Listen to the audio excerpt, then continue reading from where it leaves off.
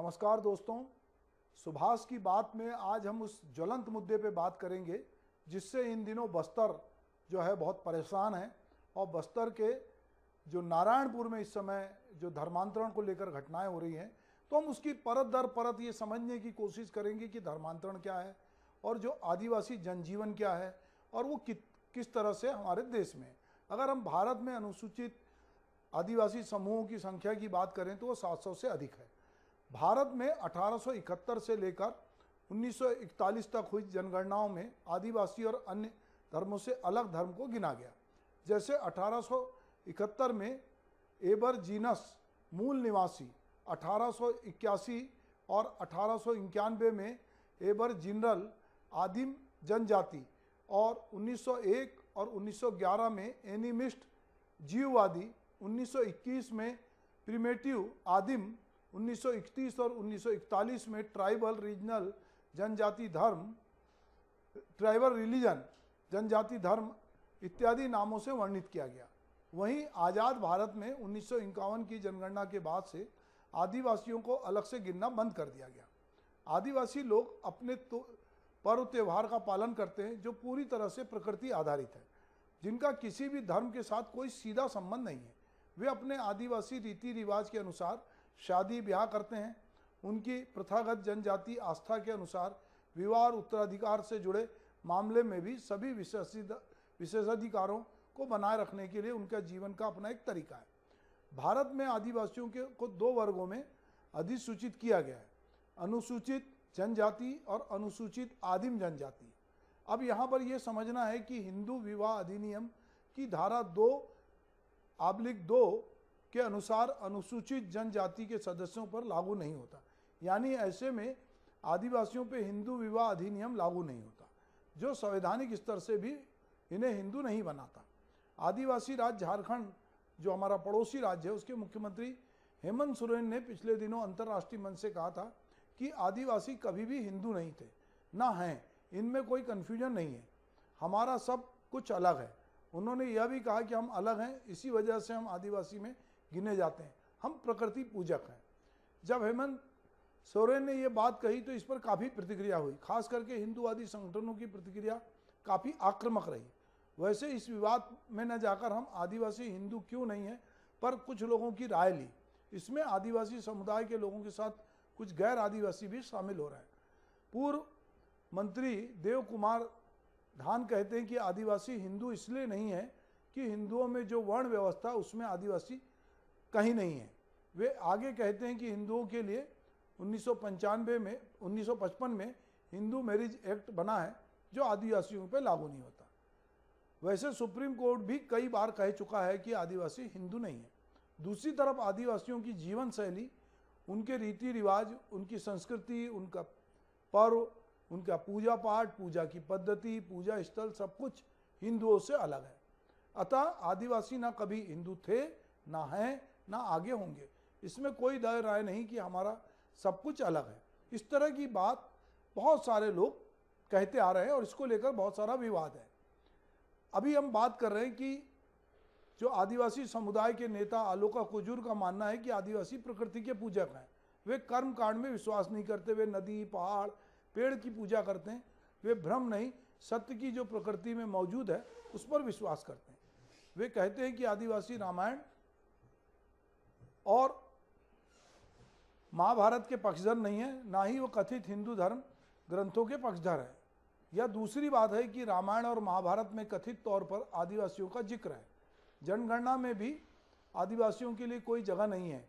5-6 धर्मों के अलावा आदिवासी समूह के लिए अलग अलग कॉलम होना चाहिए जिसमें अपनी संस्कृति और परंपरा को संरक्षित कर आगे बढ़ सकें।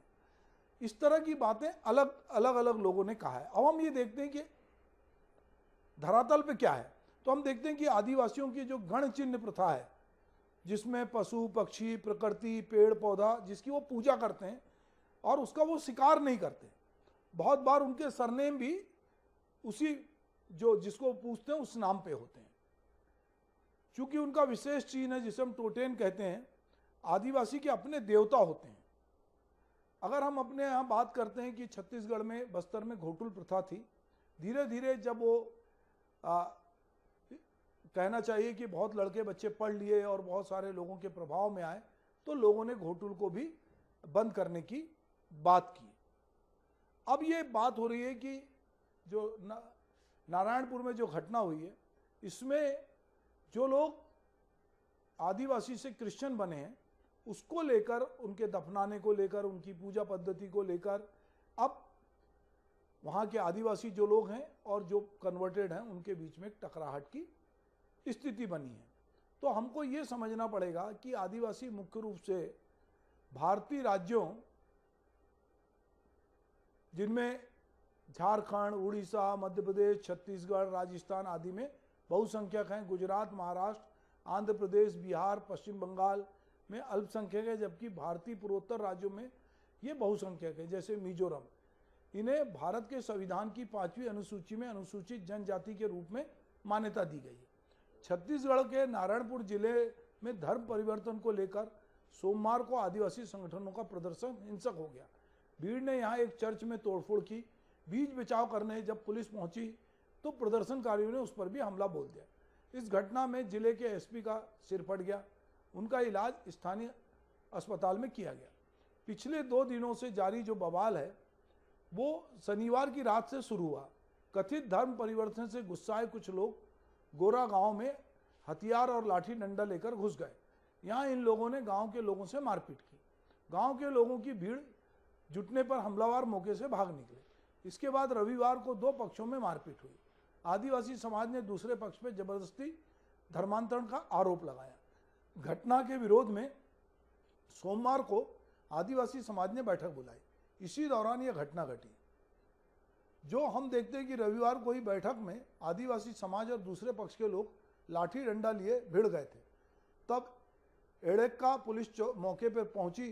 वहां भीड़ हिंसक हो गई और एड़क्का थाने पर टीआई तुलेश्वर जोशी पर हमला कर दिया। इस हमले में टीआई घायल हुए। ग्रामीणों ने उनके साथ हुई मारपीट की शिकायत थाने में दर्ज कराई। शनिवार की घटना को लेकर आदिवासी समाज ने सोमवार को नारायणपुर बंद बुलाया। साथ ही धरना प्रदर्शन करने की उन्होंने तैयारी की। इसी वजह से बड़ी संख्या में लोग नारायणपुर में जमा हुए, मगर कुछ लोग फिर भड़क गए। कोंडा गांव से अतिरिक्त पुलिस बल नारायणपुर बुलाया गया। इस इलाके में ज़्यादातर ईसाई समुदाय के लोग रहते हैं। ग्रामीणों की भीड़ इसी इलाके में घुसी।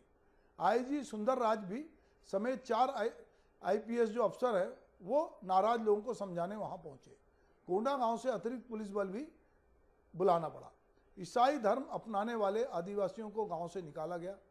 धर्मांतर को लेकर छत्तीसगढ़ के नारायणपुर जिले में जो माहौल है वो तनावपूर्ण बना है और इसमें अभी हम देख रहे हैं कि दोनों ही पार्टियां एक दूसरे पे दोषारोपण कर रही।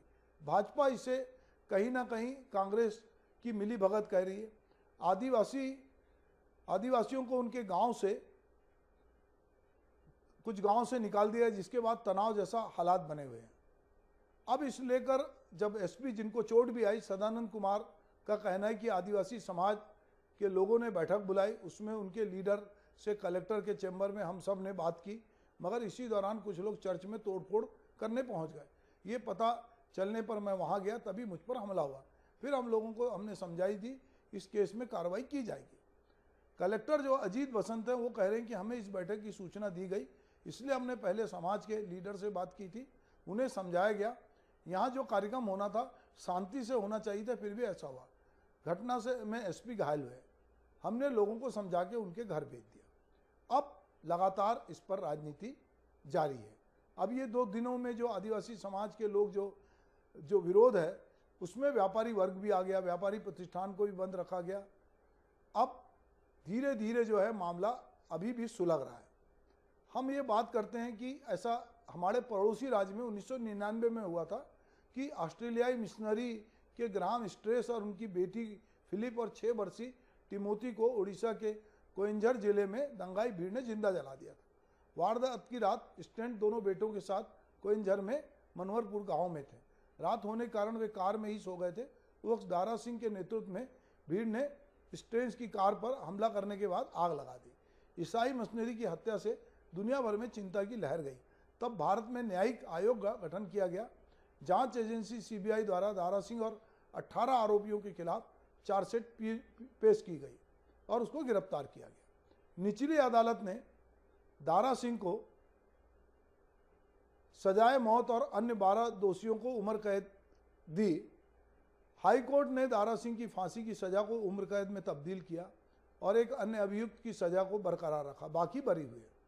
हम अगर छत्तीसगढ़ की बात करें तो दिलीप सिंह जूदेव द्वारा जो धर्मांतरण है उसके खिलाफ शंखनाद करते हुए घर वापसी अभियान कर दूसरे धर्म को अपना चुके लोगों के पैर धोकर हिंदुत्व में वापसी का ये अभियान चला, जिससे जसपुर जो है पूरे देश में इसकी ख्याति हुई और दिलीप सिंह जूदेव जिनकी हम आज बात कर रहे हैं वो इसलिए जाने गए।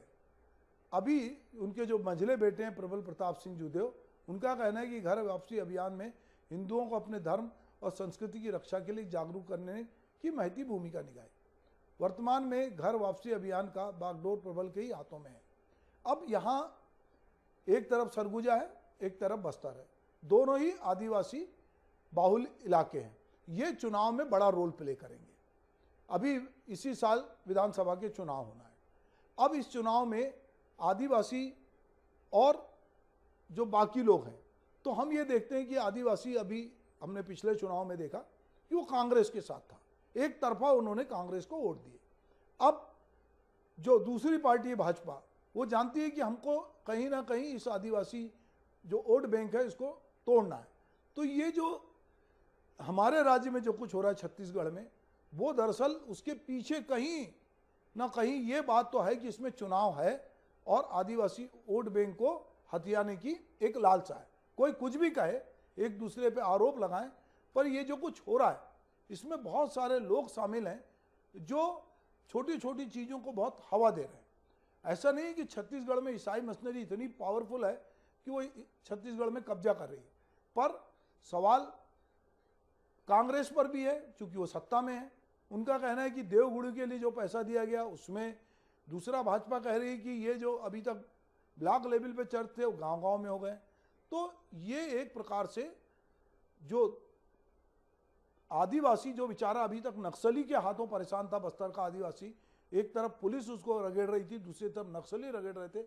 अब वो अपने ही वर्ग में जो धर्म परिवर्तित कर चुके हैं और जो धर्म में है उनके बीच जूझ रहा है। पर वो आदमी जो ठेठ आदिवासी है, जिसको अपनी प्रकृति से प्रेम है, अपने बड़का देवता से प्रेम है, जिसको अपने गण चिन्ह से प्रेम है, वो इसको देख रहा है मूक दर्शक की तरह कि मैं क्या हूँ, कैसे हूँ, वो अपनी संस्कृति को कैसे बचाए, अपनी चीज़ों को कैसे बचाए, अपनी परंपरा को कैसे बचाए, ये उसके सामने संकट है। अब सरकार को चाहिए कि इस पूरे बस्तर जैसे जो इलाका है जहाँ पहले से ही बेचारे आदिवासी नक्सलाइट के और पुलिस के शिकार हैं, वहाँ पर ये एक जाति हिंसा जो आदिवासियों के बीच हो रही है, जो कि धर्मांतरण के नाम पर हो रही है, इसे कैसे रोकें। विधानसभा के सत्र में भी इस पर काफ़ी बातचीत हुई है, गहमा गहमी हुई है और ये मामला धीरे धीरे अब उठ रहा है। तो चुनाव आते आते ये मामला अनावश्यक तूल ना पकड़े, ये देखना सबका काम है, सरकार का भी, विपक्ष का भी और सभी नागरिकों का। नमस्कार।